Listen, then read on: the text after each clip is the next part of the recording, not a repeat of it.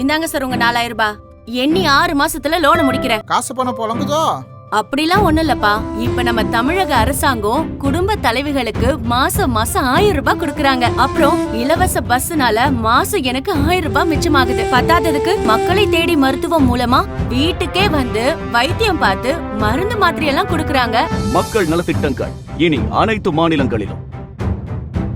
இந்தியாவை காக்க ஸ்டாலின் அழைக்கிறேன். மக்களவை தேர்தலுக்கான முதற்கட்ட வாக்குப்பதிவுக்கு இன்னும் 2 நாட்கள் மட்டுமே இருக்கு. நாடு முழுவதும் உள்ள 543 தொகுதிகள்ல 102 தொகுதிகளுக்கு வாக்குப்பதிவு நடக்க இருக்கு. இதுல தமிழ்நாட்டுல இருக்கிற 39 தொகுதிகள்ல யாரு முன்னிலையில இருக்கிறாங்க அப்படின்னு பல கருத்து கணிப்புகள் வந்திருக்கு. ஆனா தமிழ்நாட்டை தாண்டி பாஜக ஆளக்கூடிய மாநிலங்கள்ல என்ன நிலவரம் அப்படின்றத விரிவா பார்க்கலாம். இப்ப முதற்கட்ட வாக்குப்பதிவு நடக்க இருக்க 102 தொகுதிகள்ல கடந்த 2019 வெறும் 40 தொகுதிகள்ல மட்டும்தான் பாஜக ஜெயிச்சிருந்தாங்க.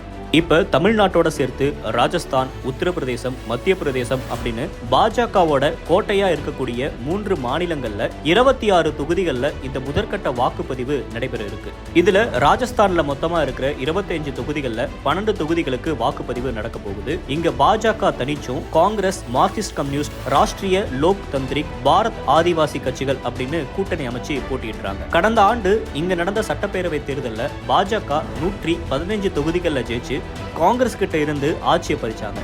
இதனால இந்த மக்களவை தொகுதியில பாஜக ஆதிக்கமே நீடிக்கும் அப்படின்னு எதிர்பார்க்கப்பட்டுச்சு.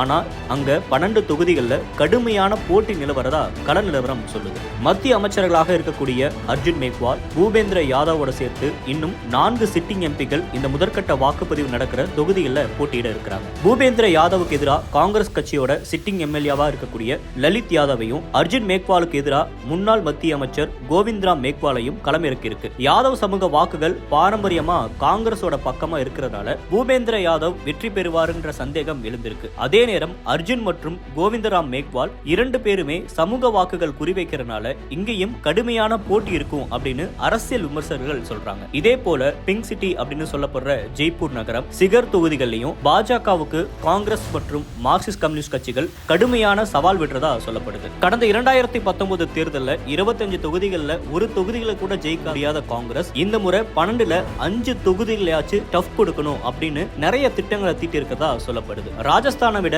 இன்னொரு படி மேல பாஜக போக்கஸ் செய்யறது உத்தரப்பிரதேசம். இங்க முதற்கட்ட வாக்குப்பதிவுல 8 தொகுதிகள் இருக்கு. 2014 உத்தரப்பிரதேசத்துல மொத்தமா இருக்கக்கூடிய 80 தொகுதிகள்ல 71 இடங்கள்ல பாஜக வெற்றி பெற்று அனைத்து விதமான கருத்து கணிப்புகளையும் தவிடுபடியாக்குச்சு. இப்ப முதற்கட்ட வாக்குப்பதிவுல இருக்கிற முசாபர் நகர், பிலிபிட், ராம்பூர், பிஜ்னோர், நாகினா, மொரதாபாத், சஹரான்பூர், கைரானு 8 தொகுதிகளும் அந்த 71 தொகுதிகள்ல அடக்கம். இதுல 2019 5 தொகுதிகள்ல பாஜக கோட்டை விட்டாங்க. 2024 தேர்தலை பொறுத்த வரைக்கும் ராமர் கோவில் கட்டினது, ஜார்ஜ் சமூகத்தை சேர்ந்த சரண் சிங்குக்கு பாரத ரத்னா விருது கொடுத்தது அப்படின்னு சில விஷயங்கள் வச்சு இந்த 5 தொகுதிகளையும் திரும்ப பிடிக்க பாஜக முயற்சி செய்யறாங்க. ஆனா அது எதிர்பார்க்கும் அளவுக்கு எடுபடாதுன்னு கள நிலவரம் சொல்லுது. விவசாயிகள் பிரச்சனையும் இங்க பாஜக மேல அதிருப்தியை ஏற்படுத்தி இருக்கிறதா சொல்லப்படுது. போதாக்குறைக்கு காங்கிரஸ், சமாஜ்வாதி கூட்டணி பலமா இருக்கிற மாதிரி மாயாவதியோட பகுஜன் சமாஜ் கட்சி தனித்து களமிறங்குவதும் பாஜகவுக்கு சிக்கலை ஏற்படுத்தும் அப்படின்னு சொல்லப்படுது. அடுத்ததா மத்திய பிரதேச மாநிலம். இங்க மொத்தமா இருக்கக்கூடிய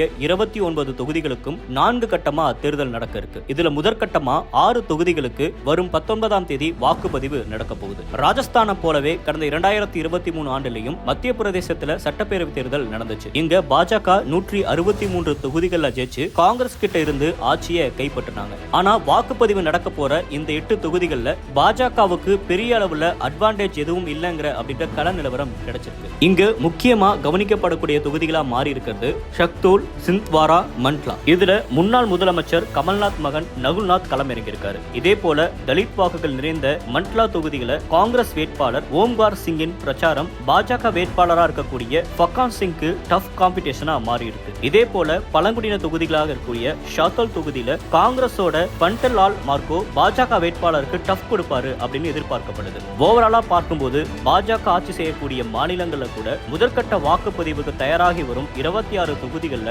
குறைஞ்சது 14 தொகுதிகள்ல கடுமையான போட்டி நிலவரதா தெரிய வருது. இந்த சவால்களை எல்லாம் தாண்டி எந்த கட்சி வெற்றியை பதிவு செய்ய போகுது அப்படின்றது ஜூன் 4ஆம் தேதி பார்க்கலாம்.